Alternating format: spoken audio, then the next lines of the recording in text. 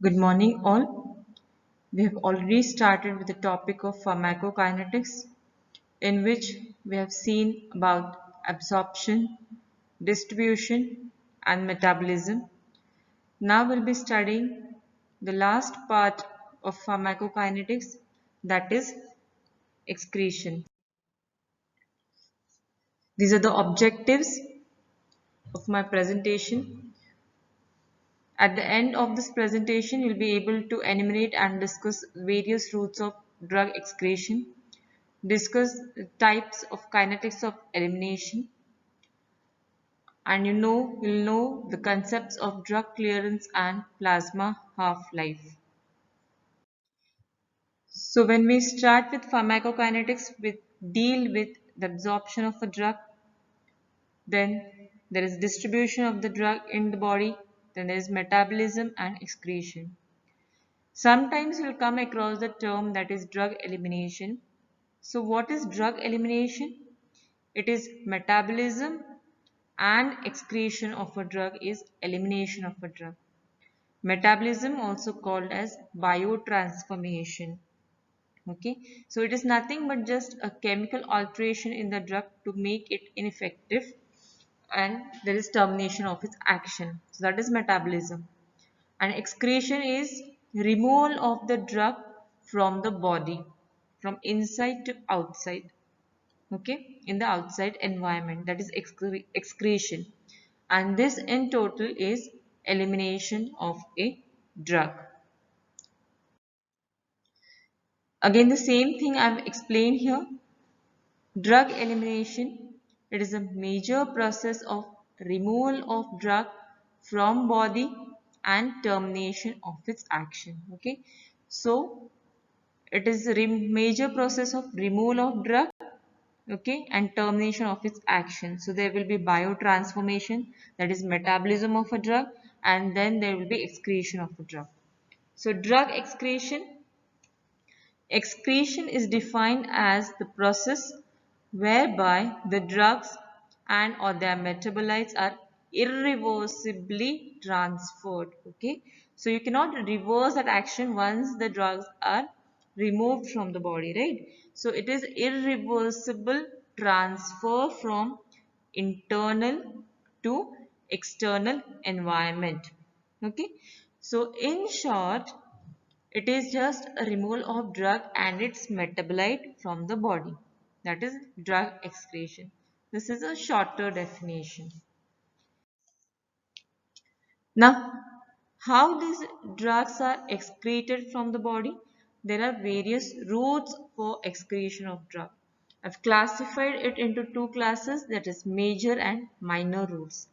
In major routes, you'll be dealing with the renal route of drug excretion, then biliary route, then fecal, then alveolar, and in minor, you have excretion of drug through skin, saliva, sweat, hair, and milk. Okay. Now the agents that are excreted in urine, these are water soluble agents. Okay, so that they are excreted in urine. These are non-volatile, these are of non-volatile nature. The size also matters here. These have a smaller molecular size and they metabolize slowly. So these are a few characteristics of the drugs that are excreted in urine. So what are these? These are water soluble agents. These are non-volatile. They have small molecular size and they metabolize slowly. So starting with the major route of drug excretion, that is kidney. Okay, so it is the most common site of excretion for majority of the drugs. Okay, it excretes water soluble substances that I've already mentioned in the previous slide.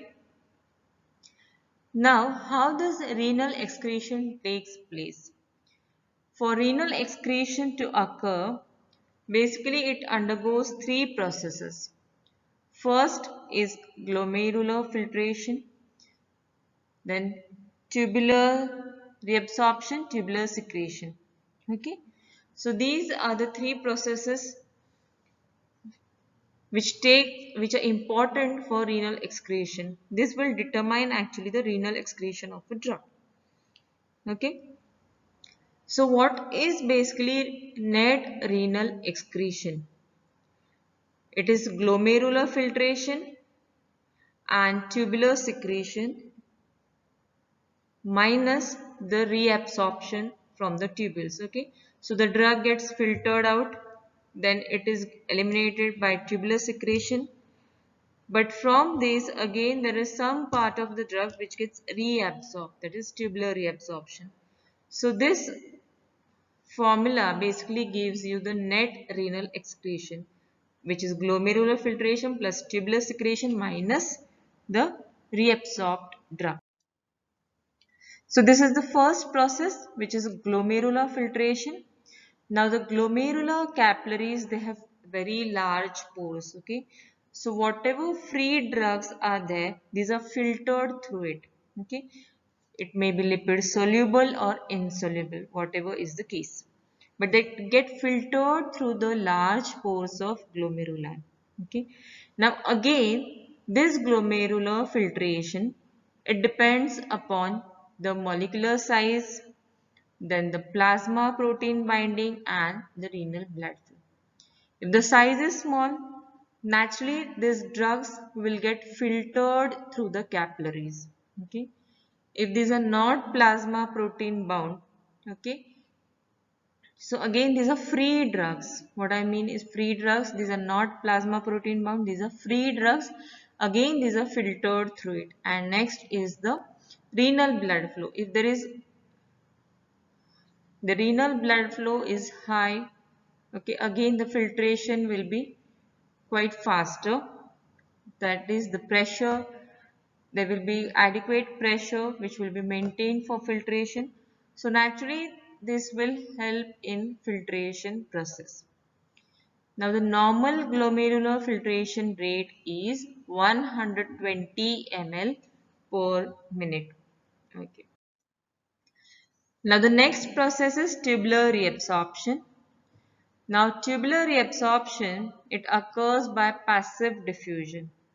Okay, and it depends on the lipid solubility, now the pK of drug and pH of urine. So these are the factors on which basically the reabsorption of drug will depend.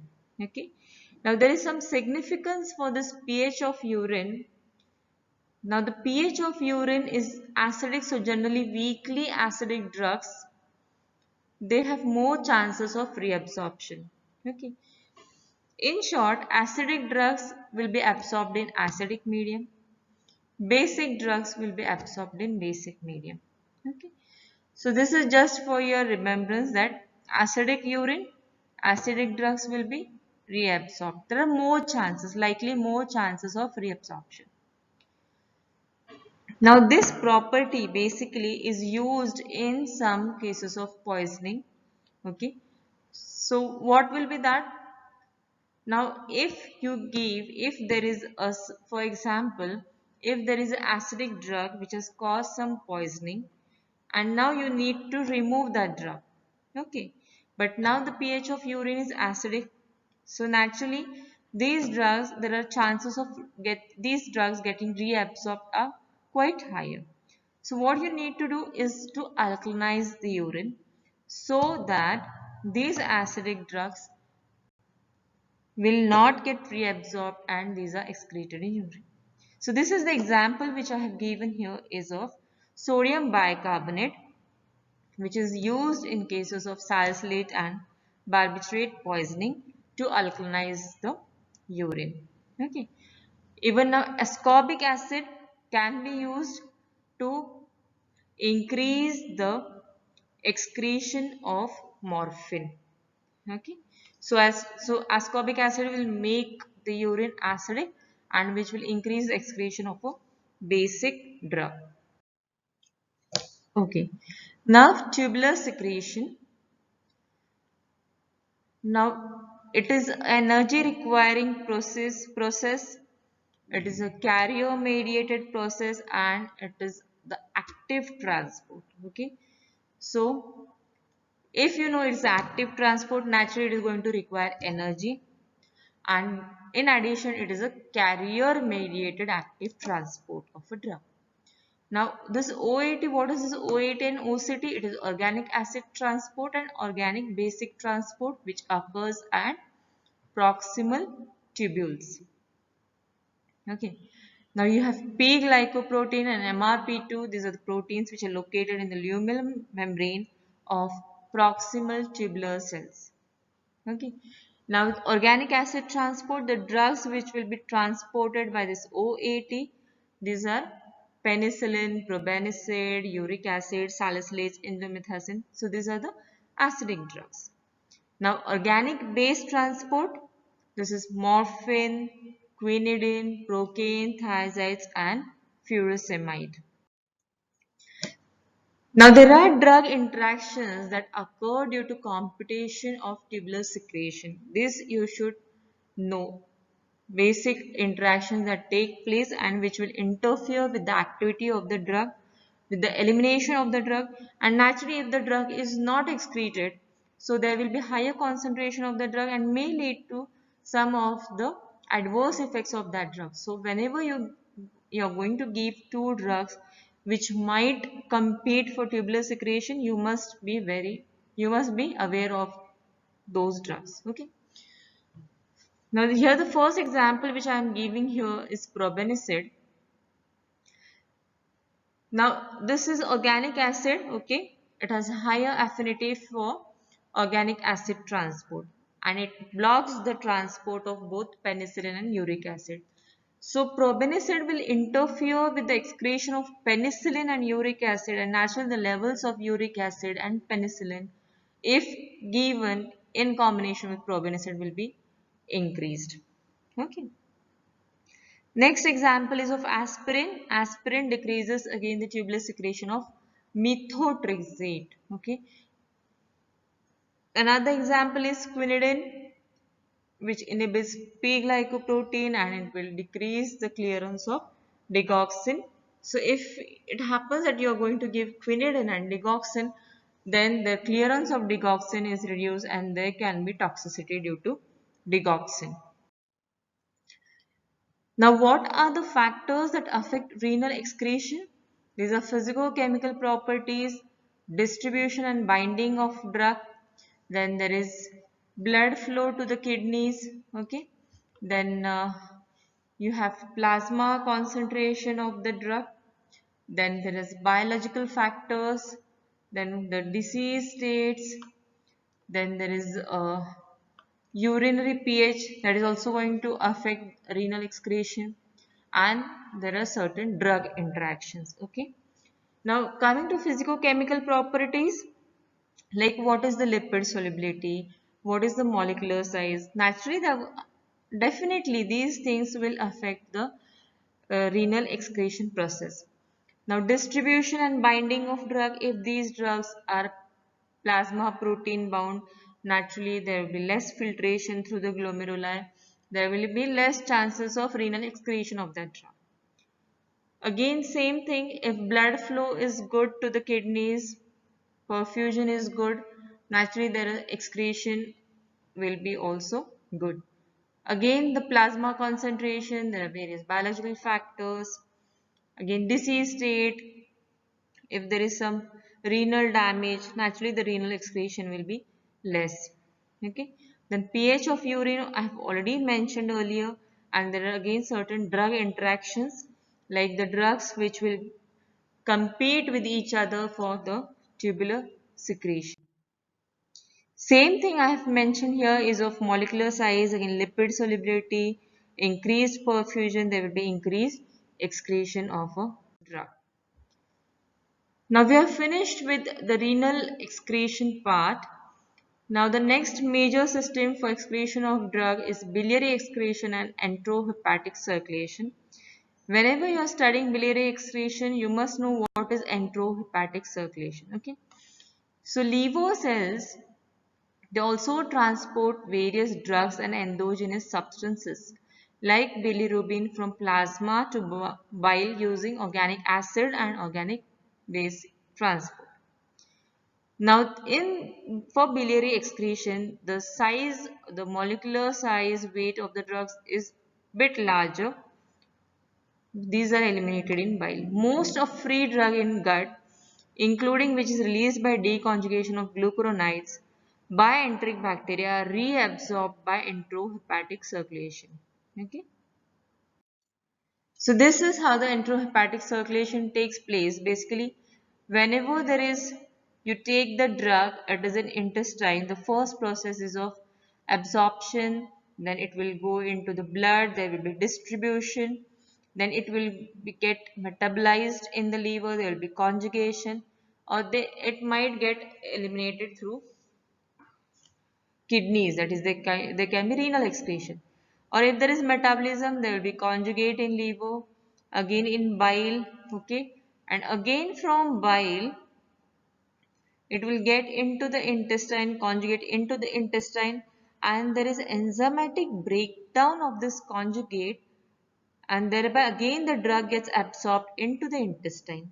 Okay, if this conjugate gets broken down, it will get absorbed into the intestine. So again there will be a cycling process, okay, or the conjugate might get eliminated in feces, okay, it may get excreted in feces. So this is enterohepatic circulation. Now fecal excretion, there are orally administered drugs which are not absorbed are excreted in feces. Alveolar excretion, gaseous and volatile substances such as general anesthetics, these are absorbed through lungs by simple diffusion. Okay. Now pulmonary blood flow, there is a rate of respiration, the solubility of substance, these will affect pulmonary excretion. Now there are intact gaseous drugs are excreted but not the metabolites. Alcohol which has high solubility in blood and tissues are excreted slowly by lungs. This example like general anesthetics, the halothane, nitrous oxide, these are excreted slowly through lungs. Okay. So for alveolar excretion, basically these are the general anesthetics which are gaseous and volatile substances. These are the examples for alveolar excretion. Okay. Now skin, sweat, saliva, hair, these are the minor routes of drug elimination. Okay. Now for these routes, I'll just give you the examples. For skin, there is arsenic, heavy metals like mercury gets excreted in skin. Grisofulvin, which is an antifungal agent secreted through keratin precursor cells. Okay. Then there are hair follicles. Okay. Arsenic, iodides, mercury salts. For saliva, there is iodine, potassium iodide, lithium, phenytoin. These are excreted in saliva. And in sweat, drugs like rifampicin, some amines and urea derivatives, these are excreted through sweat. Okay, so these are the minor routes of excretion of a drug. Now milk. Now most of the drugs, they enter breast milk by passive diffusion. More lipid soluble and less protein bound drugs are better concentrated in milk. Okay, and basic drugs are more concentrated in as pH of milk is acidic. So here you'll understand what is the relation between acidic medium and a basic drug, or a basic medium and an acidic drug. Okay. So the basic drugs will get concentrated in milk as the pH of milk is somewhat acidic in nature. Okay. Now here, whenever drug is administered to mother, it will enter the breast milk, then it will reach the infant through feeding, and it may produce effect on infant. So you have to be very cautious whenever you are prescribing medicines to a lactating mother. Okay, because they enter the breast milk and may produce effect on infant. Okay. So drugs and lactation in infants, the elimination of drug, this process is a bit slower. So accumulation may occur when baby receives it with frequent breastfeeding. Okay, so drugs should be administered only when indicated, and in that also the safer drugs should be used. Okay, so you should be aware of all these things. You should know the safer drugs so as to prevent the side effects in infant. Now, how you are going to prolong the drug action? Either you will decrease the absorption of the drug or increase the protein binding, okay, or you will decrease the metabolism, or you will decrease the excretion of a drug, like that we had seen in the drugs which compete for tubular secretion. In that I've already quoted some of the examples with probenecid and penicillin. Okay, so this is how you are going to increase the or prolong the drug action. Okay, so here comes the role of excretion. By decreasing the excretion of drug, yes, you will prolong the action of a particular drug. Now for renal excretion, you must remember few things. I've already, this is again a repetition for you. Acidic drugs, as if the urine is acidic, alkaline drugs will get eliminated and acidic drugs will get reabsorbed. And it is a vice versa thing for alkaline urine. Like acidic drugs will get eliminated in alkaline urine and alkaline drugs will get reabsorbed. Okay.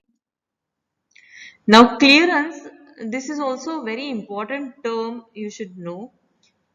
Clearance of a drug is the theoretical volume of plasma from which drug is completely removed in unit time. Okay. So it is a theoretical volume of plasma from which drug is completely removed. Okay. So Cl is rate of elimination by the concentration of the drug. Okay. For example, if the concentration of a drug is 20 microgram per ml and the rate of elimination of that drug is 100 microgram per minute, then the clearance will be, the elimination is 100 and the concentration is 20. So the clearance is 5 ml per minute. Okay. So this is the clearance of that particular drug.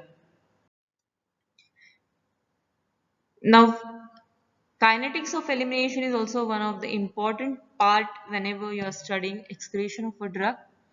Okay. Majority of the drugs, these are not saturated over the clinically obtained concentration. Okay. As they follow the first order kinetics or they will follow a zero order kinetics, or some drugs may follow both. Initially they will follow first order kinetics and later on they will follow zero order kinetics. So they will follow mixed kinetics option. Okay. So this is kinetics of elimination. Now what is first order kinetics? Okay. In first order kinetics, the rate of elimination is directly proportional to the drug concentration. Okay, so clearance is constant. A constant fraction of the drug present in the body is eliminated in unit time. Now this applies to majority of the drugs which do not saturate the elimination process, because what will happen? A constant fraction of drug is continuously eliminated per unit time. Okay, so the elimination process is not saturated.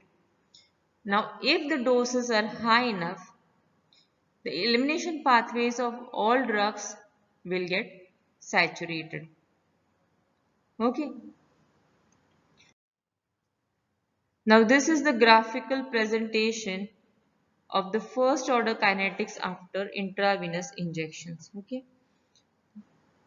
Now what has happened here? This is the plasma concentration and this is the time which is mentioned in hours. So initially whenever the drug is given by intravenous route, what will happen? It is distributed in the body. Okay. And later on there is actual elimination of that drug will occur, that is metabolism and excretion of that drug. Okay, so why now this elimination, this beta thing is important? because from here you are going to get the T half of that drug. Okay. Now what is zero order kinetics? We have finished with first order kinetics. What is zero order kinetics? Okay. Zero order kinetics, the rate of elimination remains constant irrespective of drug concentration. Clearance will decrease with increase in concentration of the drug. This is also called capacity limited elimination. Now, elimination of some drugs, the approaches saturation over the therapeutic range, kinetics will change from first order to zero order at higher doses. Okay. Now, as a result, plasma concentration will increase disproportionately with increasing dose. Okay. So, in this, a constant amount of the drug is eliminated. Okay. It is not related to drug concentration. It is not the fraction of that drug, but it is the constant amount of that drug which is eliminated. Okay. So, the clearance will decrease with increase in concentration. Now, example of zero order kinetic drugs which follow zero order kinetics is phenytoin, tolbutamide, theophylline and warfarin. Now, another important concept from this topic is plasma half-life, that is T half. Okay. Now, this is defined as the time taken for its plasma concentration to be reduced to half of its original value. Okay. Now, there are two phases in this. It is rapid declining and slow declining. Okay. This is what actually happens is that, for example, if I've given some amount of drug in first half-life, that is T half, the drug concentration will reduce to 50%. In second half-life, it will reduce to 25%. Similarly, after 5 half-lives, it will reduce to 3.1%. Now, there is some difference in this kinetics, like in first order kinetics, this T half will not change, okay? Whereas, in zero order kinetics, T half will keep on increasing. Why? Because in zero order kinetics, the constant amount of drug is eliminated, not the constant fraction that is eliminated. Okay. In first order kinetics, if you remember, it is constant fraction of a drug. Okay. For example, if I say 5%, 10% of a drug, so which will it will remain constant. So T half will not change. But in zero order kinetics, T half will increase. Okay. So this is the half-life of a drug. Now why it is important to know half-life? So as to decide the dosing schedule of the drug, how much drug is to be given, either it is to be given twice daily or only once daily. So if you know the half-life, if a drug has a longer half-life, naturally there is no need to give twice a day dosing. A single day dosing is enough for that drug. So that is the importance of half-life of a drug. Now, one more concept in short, what is loading dose? What is maintenance dose?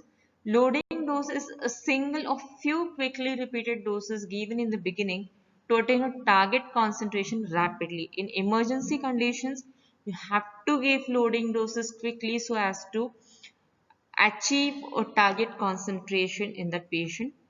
Now, what is maintenance dose? These are the repeated doses which are given at specified intervals so as to maintain the target concentration by balancing the elimination. So this is governed by clearance of T half. Okay. So these were a few concepts from excretion, like we have studied in detail about the renal excretion, then the kinetics of elimination, then plasma T half of a drug, and something about what is a loading dose and what is a maintenance dose of a drug. Okay. So thank you. This was all about our the topic of excretion.